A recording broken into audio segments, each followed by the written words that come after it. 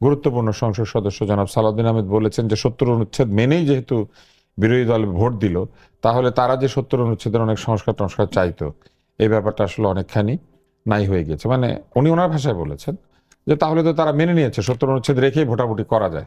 এইগুলো ধরেন ব্যক্তিগতভাবে যে সালাউদ্দিন সাহেবের কথা বলেন আমাকে, উনি নিঃসন্দেহে একজন ভালো লেখাপড়া জানা মানুষ, উনি একজন চৌকস ব্যক্তি, উনি একজন বড় মাপের বুদ্ধিমান লোক আমি বলতে পারি।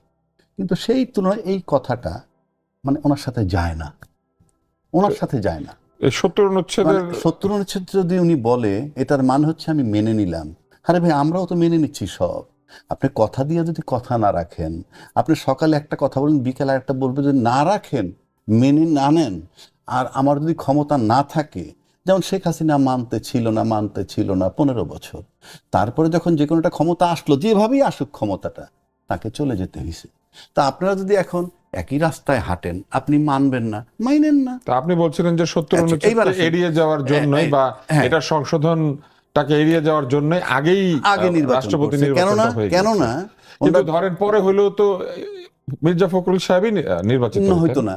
উনি যদি সংবিধানের ৭০ ধারা সংশোধন করে ফেলতেন, কিরকম যে অনাস্থা ভোট এবং অর্থ বিল তাহলে বাদে, বিএনপি সদস্যরা তাদের প্রার্থীর বিরুদ্ধে ভোট দিত? প্রার্থী তো একজনই হইতো, দল তো একজনকেই প্রার্থী আপনি দিত। কেমনে বুঝবেন যদি সদস্যপদ বাতিল না হয়? আমার এই নিশ্চয়তা থাকে যে সদস্যপদ বাতিল হবে না, তাইলে আপনি কিভাবে গ্যারান্টি পান যে আপনার ভোট দিব কিনা?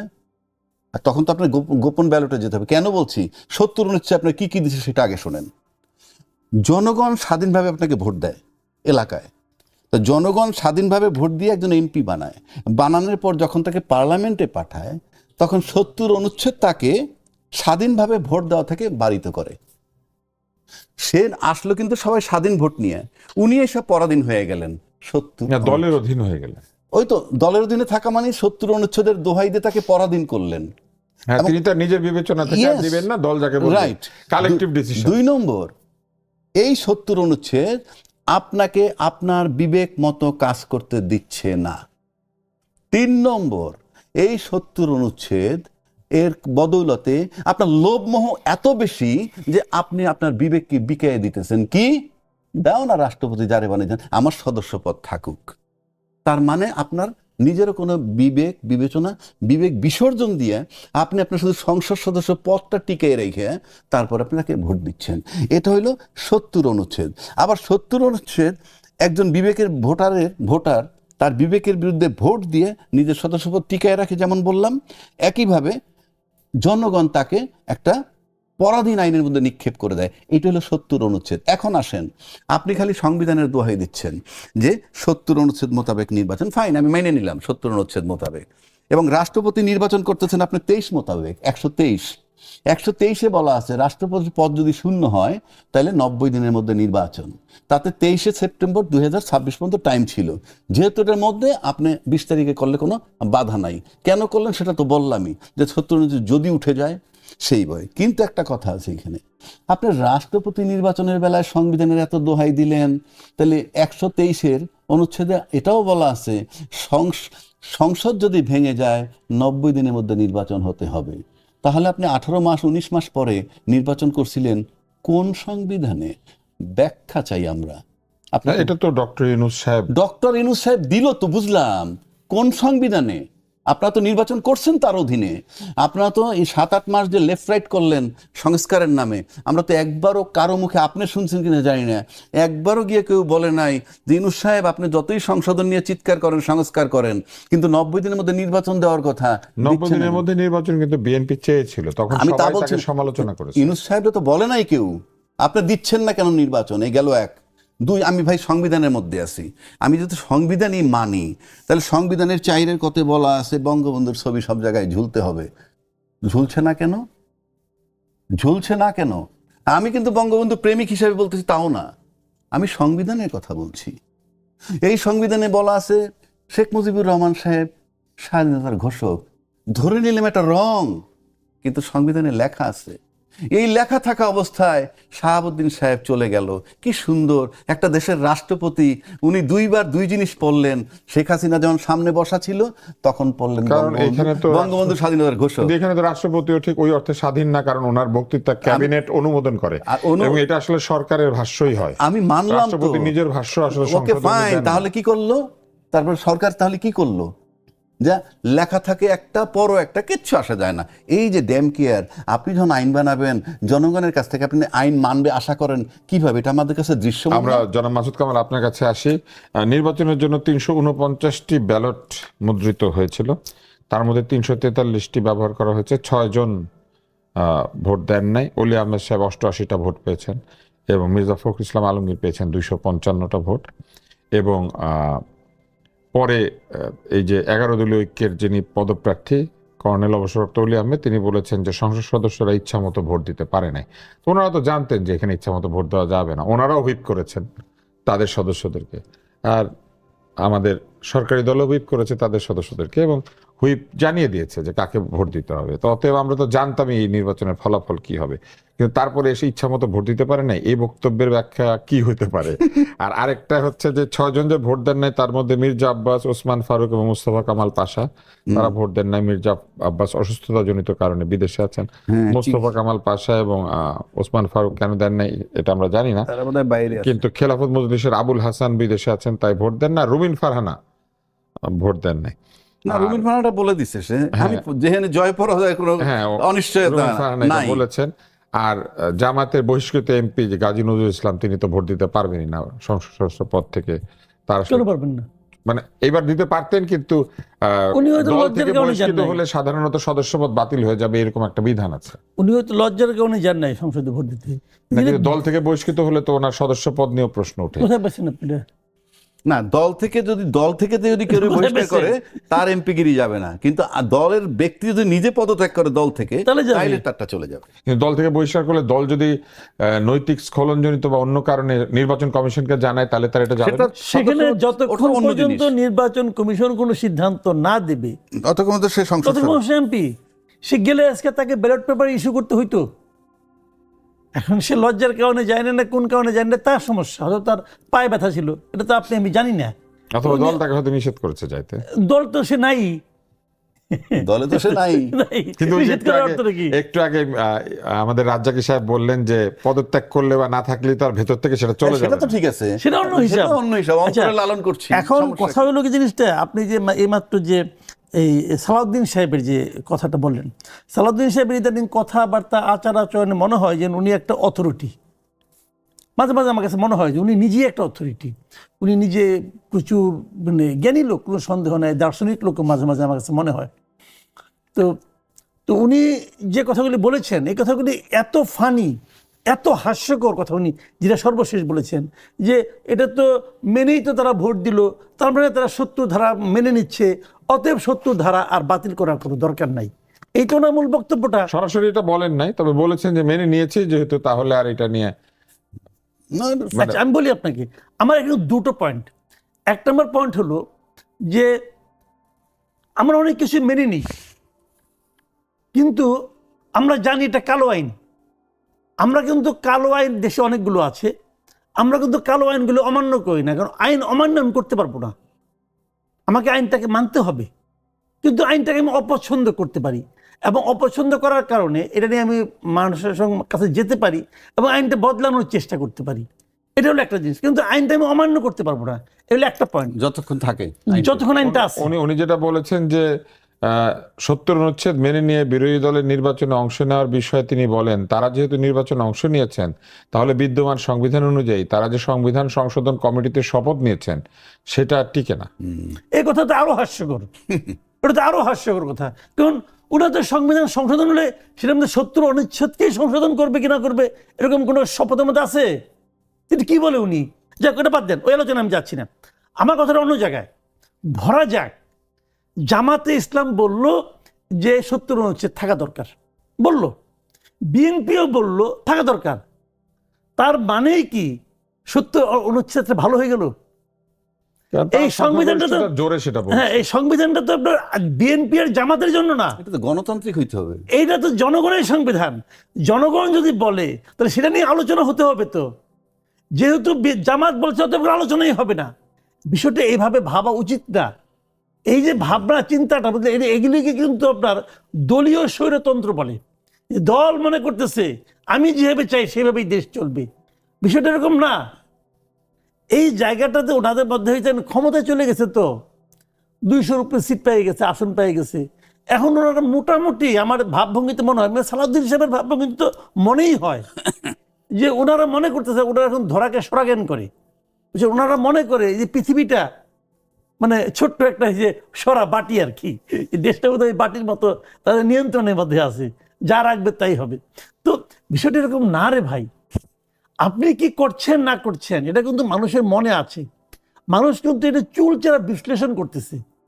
আপনি মনে করেন না এই দিনই শেষ দিন, এই কথাটা বহুবার আওয়ামী লীগ আমলে বলছি যে এই দিন শেষ দিন না। এই অভিজ্ঞতা তো তাদেরই বেশি, কারণ আমরা তো আর তাদের সংসদ বেশি সদস্য হওয়া হই নাই জীবনে। বেশি না, আমরা তাদের হতে বেশি পারবো হওয়া না। উচিত ছিল। তারাই তো হন, তারাই যান, তাহলে তারা কেন এটা মনে রাখেন না যে এটাই তো এটাই তো সেই মানে দুঃখজনক কথা। তাদের এটা মনে রাখা উচিত ছিল। আমরা জনগণ তো ভাই, আমি তো আর ক্ষমতায় যাচ্ছি না, আপনিও যাচ্ছেন না। আমরা এগুলো দেখছি আর ভাবছি যে এত জ্ঞানী লোক এত অজ্ঞানের মতো কথা কিভাবে বলেন।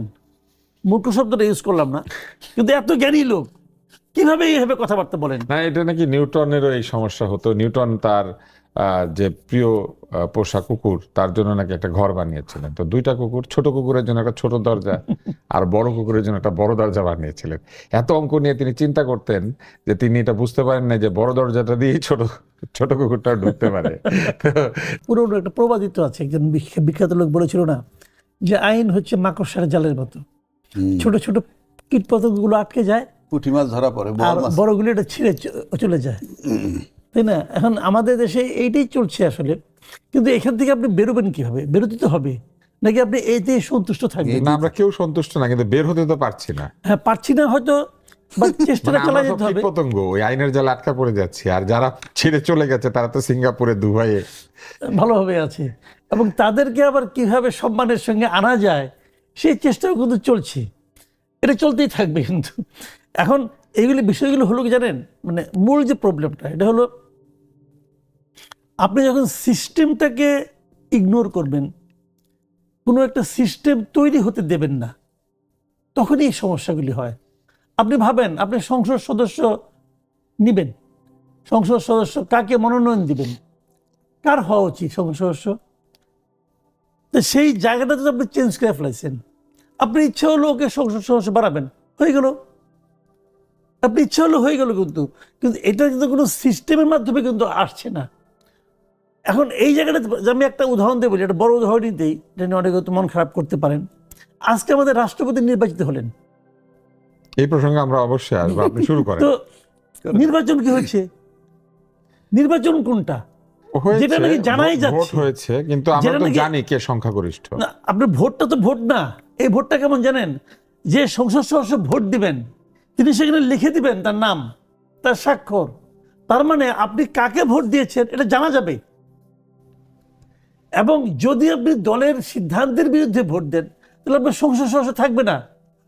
তো যে ভোটের মধ্যে আতঙ্ক আছে, যে ভোটের মধ্যে আপনার সংসদ সদস্যপদ চলে যাওয়ার আশঙ্কা আছে, এই ভোটে একটা চাপ আছে, যেটা হচ্ছে হুইপ আগেই জানিয়ে দেয় যে দলের এটা সিদ্ধান্ত এবং দলের সদস্যদের সেটা মানতে হয়।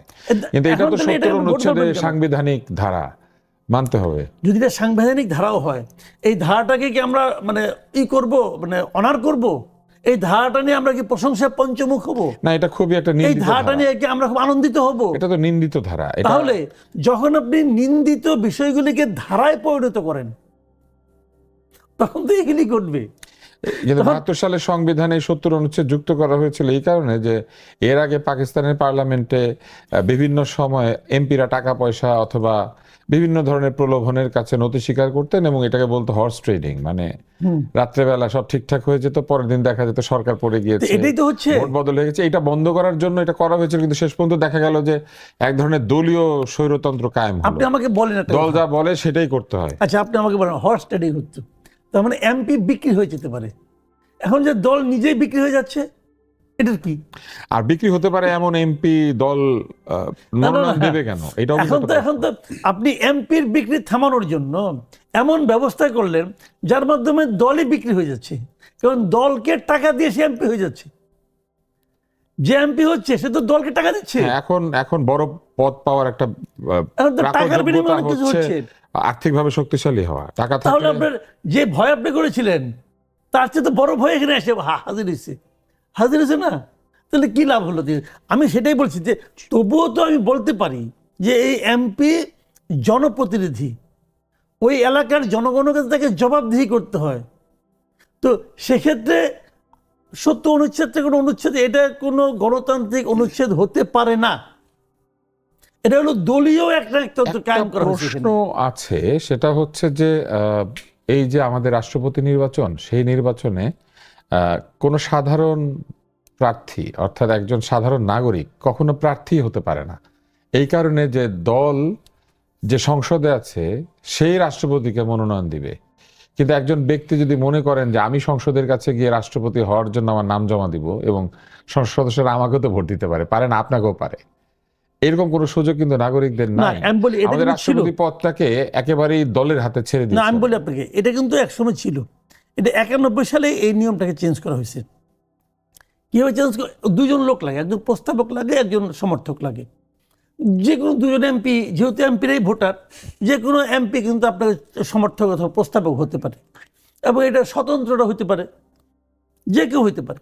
তো এখন ওইটা হয়তো ম্যানেজ করা যাবে, কিন্তু ওই যে বললাম যে 91 সালে বলা হয়েছে যে ভোটটা প্রকাশ্যে হবে, ভোটটা এইভাবে হবে, আপনাকে জানান দিয়ে ভোট মানে দিতে দলের হবে। সিদ্ধান্তের বাইরে তো কেউ প্রার্থী হতে এখন পারে না। যেহেতু জানান দিয়ে ভোট দিতে হবে, আমি জানি না এর রাজ্জাকে ভাই আছেন, উনি আমাকে আইনের দিকগুলো বলতে পারবেন।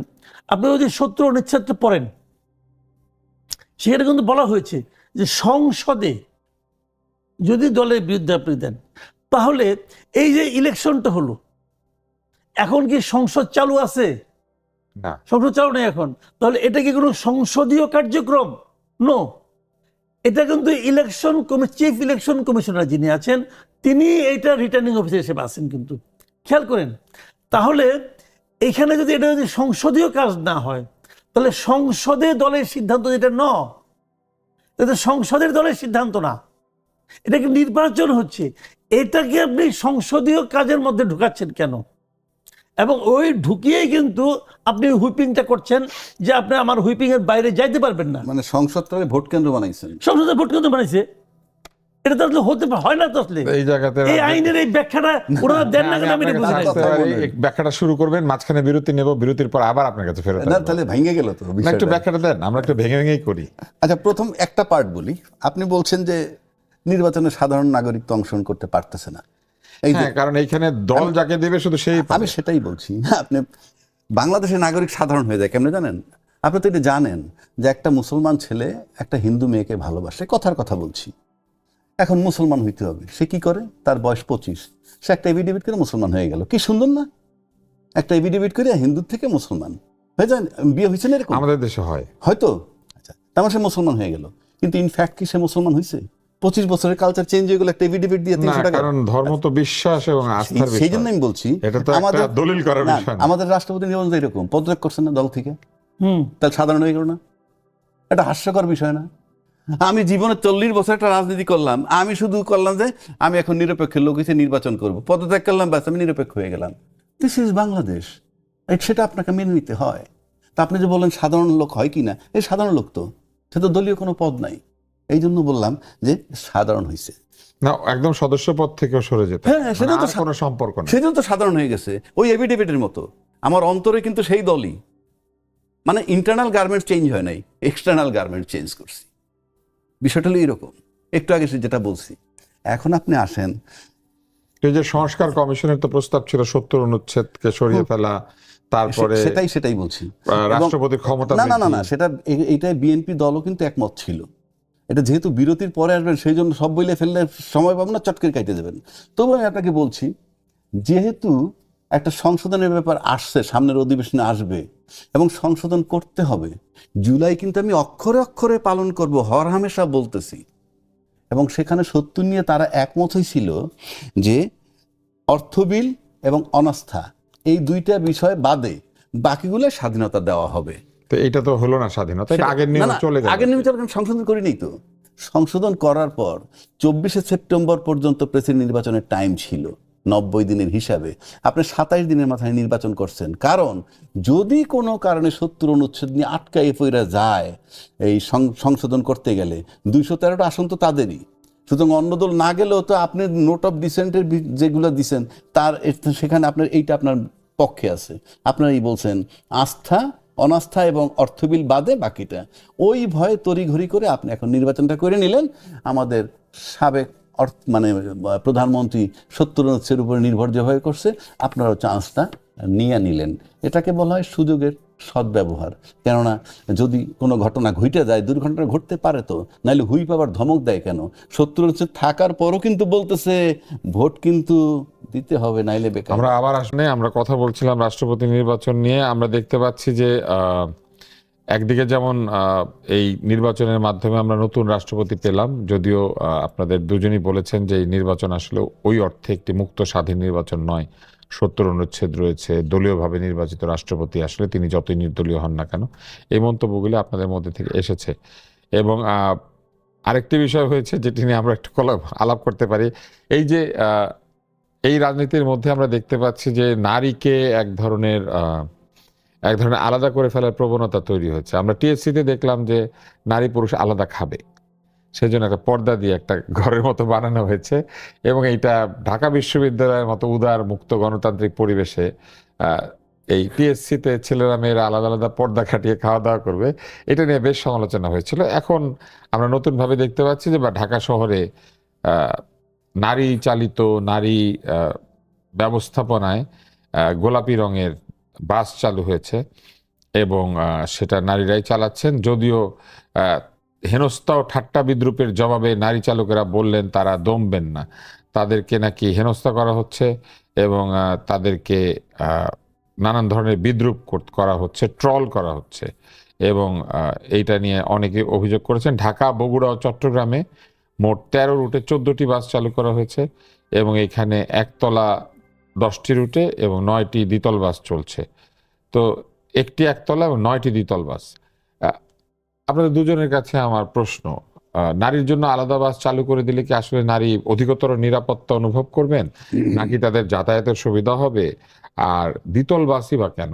মানে একতলা বাস বেশি হলে তো সুবিধা, তাহলে একটু পরপর বাস আসতো, সময় অনুযায়ী নারীরা আলাদা আলাদা বাসে উঠতে পারতেন। এখন তো ধরেন একটা বাস চলে গেলে দোতলা খালি থাকলেও বাসটা চলে যেতে হবে। দেখেন একটা জিনিস কি, এটা আপনি তো ডাক্তার মানুষ, আপনি এটা আরো ভালো বুঝবেন। কোনো কোনো রোগের দীর্ঘমেয়াদী চিকিৎসা, সেই চিকিৎসার আবার সাময়িক কিছু উপশমের ব্যাপার স্যাপার আছে। এখন সাময়িক উপশম কিন্তু রোগ সারায় না, কিন্তু ও রোগী কিন্তু একটু আরাম দেয়। আছে না এরকম? তো এটা অনেকটা ওইভাবে আপনি ভাবেন, এতে কিন্তু রোগ সারাবে না। এই যে আপনি পিঙ্ক কালারের বাসগুলি যেটা করছেন, এটাতে ওই নারীদের সমস্যার কোনো স্থায়ী সমাধান হবে না, এবং এটা স্থায়ী সমাধানের কোনো বিষয়ও না। সাময়িক হয়তো উপশমের কথা ভাবছে অনেকে, কিন্তু এটা যে মনে করেন এই ঢাকা শহরের জন্য 10টা বাস, এটাতে কোনো কিছুই হবে না আসলে। আর তারও যে বড় কথা, যারা এটা করেছে, মনে করেন সরকারের যে মন্ত্রণালয় এটা করেছে, তারা এটা করেছে, তাদের উদ্দেশ্য ছিল নাটক করা। আসলে তারা কিন্তু নারীদের কথা চিন্তা করে কাজটা করে নাই। নাটক কিভাবে? তারা যদি এমন করতো, ধরেন এই যে সরকার, আমি শুনেছি যে অনেকগুলি ইলেকট্রিক বাস আনতেছে, আধুনিক বাস আনতেছেন তারা, হ্যাঁ, তারা যদি এই বাসগুলিকে আধুনিকভাবে চালু করতো, ধরেন আপনার এই 10টাই ইলেকট্রিক বাস নিয়ে আসলো, এটার মধ্যে কার্ড করে দিল, যেরকম আমরা মেট্রো রেলে পাই, ওরকম কার্ড সিস্টেমে যদি চলতো, এটা আধুনিক একটা ব্যাপার স্যাপার হতো। তা তো করেনি। এরা বিআরটিসির বাতিল বাসগুলোকে জাস্ট রং করে রাস্তায় ছেড়ে দিচ্ছে। দেশের প্রধান প্রধান নগরী যেগুলি, যেমন রাজশাহী, খুলনা, এইসব জায়গাতে নারী বাস চালু হয় নাই। বগুড়া কি বেছে নেওয়ার কারণ কি হতে পারে? বগুড়া প্রধানমন্ত্রী, শুনুন ভাই, এগুলি বললাম তো নাটক করা হচ্ছে। প্রধানমন্ত্রীকে খুশি করার জন্য এই কাজটা করছে, আর কিচ্ছু না। প্রধানমন্ত্রীকে খুশি করার জন্য এই কাজটা করছে। বগুড়ার বাসে কেউ উঠবে না। বগুড়ার শহরটা এত বড় না, সেখানে একটা শহরের মধ্যে একটা বাস চলবে। এগুলো এগুলো কি জানেন, বললাম তো, জাস্ট প্রধানমন্ত্রীকে খুশি করার এটা কি জন্য। চালক দেখেন মহিলা? করেছি। চালক মহিলা, যারা ব্যবস্থাপনা করবেন তারাও মহিলা, এবং এটা কি তাদের তাদের ড্রেসের রং গোলাপি, এটা কি বাসের রঙও যে- গোলাপি। এটা কি সমঝোতার ভিত্তিতে পুরুষ দৃশ্যের জন্য ওঠা যাবে?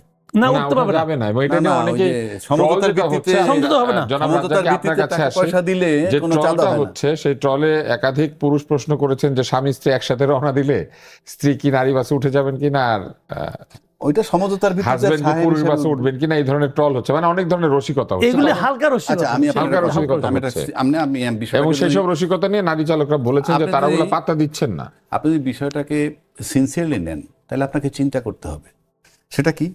আমরা প্রগতিশীল বলি না? আচ্ছা, প্রগতিশীল মানি মিক্সড এডুকেশন, তাই না? এই যে ছেলে মেয়ে একসাথে লাগা, কো এডুকেশন যাকে বলে।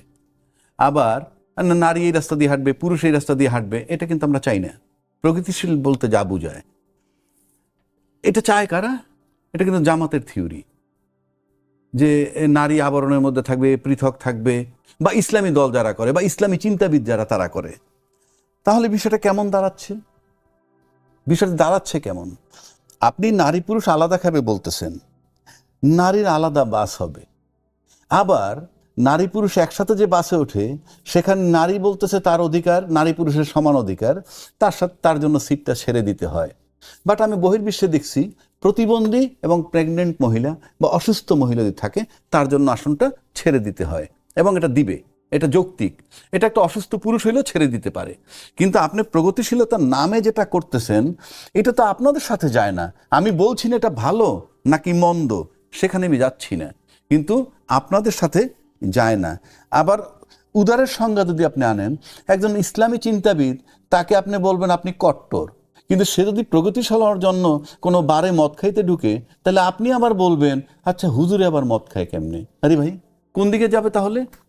আপনি কট্টর হলে বলবেন কট্টর, বারে মদ খাইতে গেলে বলবেন যে হুজুরে মদ খায় কেন? মানে এটা তো হইল না। এটার মানে হচ্ছে we are very much confusing. আসলে আমাদের কোনো রাজনীতি আছে কি না, এটা হলো আমার প্রশ্ন। সত্যি সত্যি আমাদের কোনো রাজনীতি আছে? আপনি দেখেন 54 বছর যাবত আমরা একটা কথা শুনি, রাজনীতিতে শেষ কথা বলতে কিছু নাই। একজন রাজনৈতিক নেতা যখন সকালে এক কথা বলে আর বিকালে এক কথা বলে, তার কর্মীরা কিন্তু কেউ বেজান না। কারণ রাজনীতিবিদরা ক্ষমতায় থাকলে কর্মীরা সচ্ছল থাকেন, সেজন্য উনি সকালে যা বলেন বিকালে যা বলেন উল্টান পাল্টান, কোনো অসুবিধা নাই। কিন্তু ব্যক্তি তুষার, আপনি যদি আমার সাথে প্রতিশ্রুতি ভঙ্গ করেন, আপনার জন্য কিন্তু পেনাল কোডের 420 ধারা আছে চলমান। কিন্তু রাজনীতিবিদদের জন্য সেটা নাই।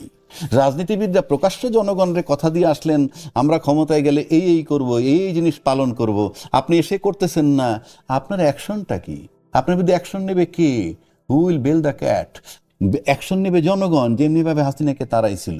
আবার জনগণের অ্যাকশনে আসলো গণভোট, জুলাই সনদের বাস্তবায়ন। করবেন কি করবেন না সেটা অন্য কথা, কিন্তু প্রতিশ্রুতি দিয়ে আসছিলেন, সেটার বিরুদ্ধে অ্যাকশনটা কি? আপনি আমারে চিট করবেন 420, মামলা হয় কোর্টে, কিন্তু আপনাদের জন্য কি ব্যবস্থা? এটা যতদিনে ঠিক না হবে, বাংলাদেশের রাজনীতি ঠিক হবে না, সংসদ ঠিক হবে না। এটা হলো আপনি যদি সাংবিধানিকভাবে আবার যদি আসেন, আসলে রাষ্ট্র দখল করা হয়েছে।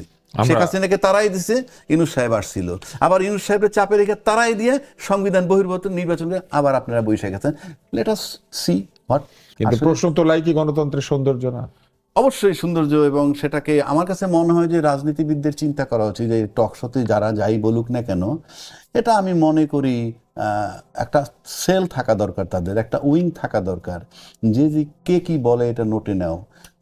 তারপরে ধরেন ডেইলি অন্তত 40টা চ্যানেলে 80টা লোকে বক্তব্য রাখে, এর থেকে আপনি বাছাইও করতে হবে। ডেইলি 80টা লোকের নোট করার দরকার নাই, আপনি সর্ট আউট করতে পারবেন। টকশোগুলোকে এক ধরনের গণসংসদ তৈরি করে না, যেখানে না, of সাধারণ course, মানুষ এসে আমি তাদের বলি, মতামত দিতে এটা থাকে। হলো আপনি মতামত দেওয়ার তো একটা জায়গা।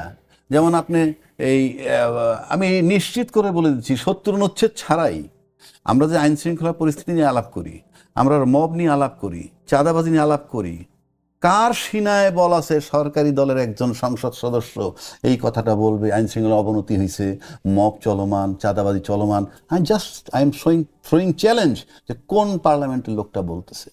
আপনি ডিবেট করছেন, অপোজিশনে থাকলে কথা বলতে অনেক মজা পাওয়া যায়। আমি ব্যক্তির নাম বলবো না, কোন ব্যক্তি চাবায় চাবায় কথা বলতেন, কারে কোন খেতাব দিতেন, আজকে তার কথা শোনা যায় না, কারণ সরকার পক্ষে বলবে তো ভেরি টাফ। 10টা সেন্টেন্স লেখার ক্ষমতা তার নাই, আমি নামটা বললাম না। যিনি অনেক চিবিয়ে চিবিয়ে কথা বলেন, অনেক লোকের খেতাব দিচ্ছেন, মনে করেন কাউকে দরবেশও বলছেন এরকম। তো প্রশ্ন হচ্ছে যে আজকে কিন্তু কথা বলতে পারতেছে না, বিকজ আপনার পক্ষে আপনি কথা বলবেন ভেরি ডিফিকাল্ট। নিজের পক্ষে, আমি একজন অফিসারকে চিনতাম, সে বছর শেষে করতে কি এসিআর লেখে না, এসিআর তো বড় অফিসার লেখে, তো সে বলতো তোমার যার যার এসিআর নেই নিজে লিখে নিয়ে আসো।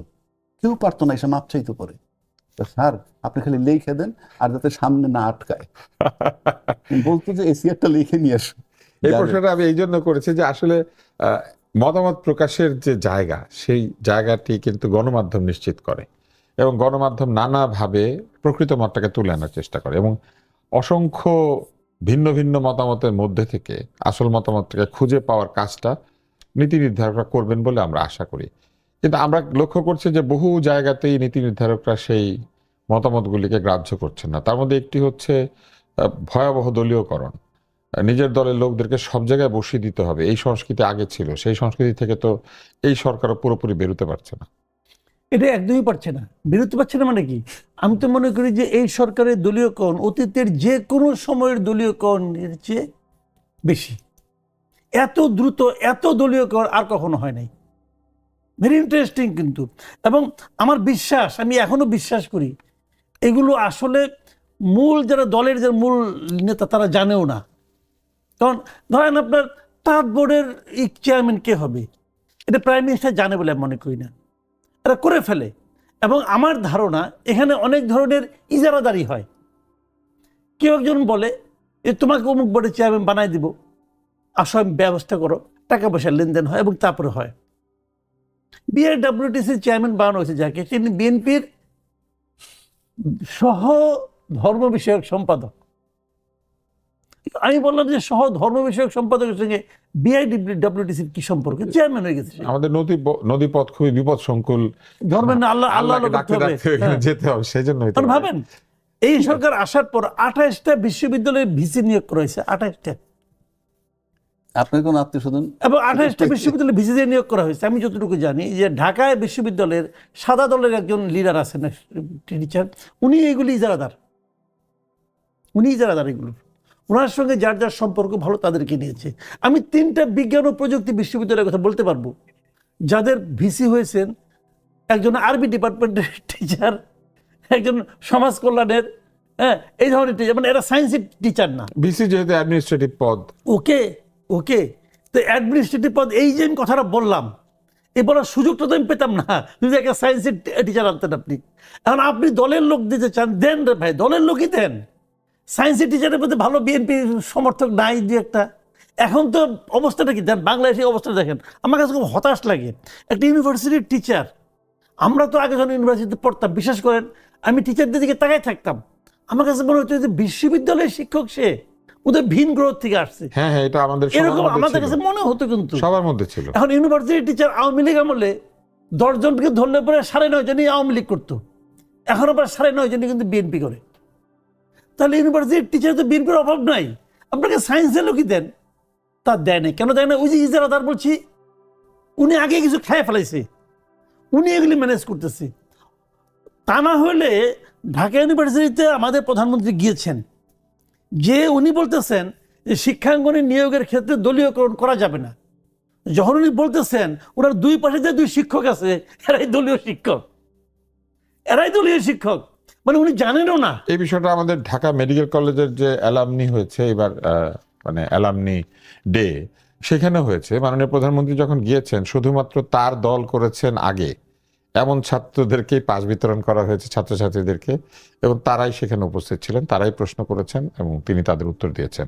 সেখানে কিন্তু এই বিবেচনায় নেওয়া হয় নাই যে আগে আসলে আগে পাইবেন ভিত্তিতে, অথবা বাছাই করে সকল রেজিস্ট্রেশনের ভিতর থেকে লটারি করে বা অন্য কোনো ভাবে কাজটা করা যেতে পারতো, এটা কিন্তু হয় নাই। আমি এই জন্যই বললাম তিনি মাত্র 6 মাস প্রশ্ন উত্তর দিয়েছেন মূলত অলরেডি শুরু হয়ে প্রাক্তন গেছে। ছাত্র দলের সম্মেলনে।